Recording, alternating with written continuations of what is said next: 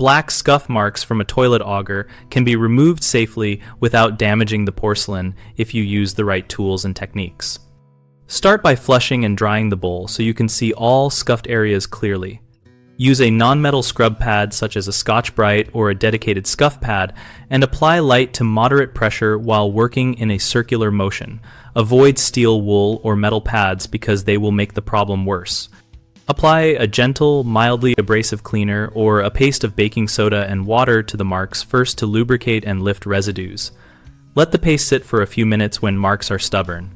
For persistent black lines, try a diluted solution of warm water and white vinegar applied with the pad, or use a commercial porcelain cleaner labeled safe for toilets, and follow the product dwell time exactly.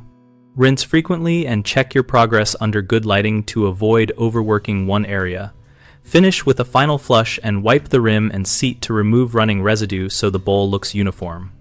Most people press too hard with an aggressive pad and end up scratching or creating a dull spot, so always use a non-metal pad and gentle pressure. If a mark does not lift after 2 minutes of scrubbing, stop and switch to a gentler cleaner. Another common mistake is using bleach straight on scuffs because it can react with metal residue and discolor porcelain. So use bleach only for sanitizing after the marks are gone. A third issue is leaving metal fragments from the auger in the trap, which may cause recurring scuffs.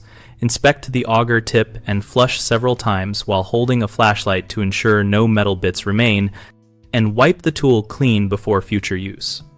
BigHomeProjects.com connects homeowners with local contractors around cleaning and repair topics like this and hosts a discussion community where we share tips and experiences.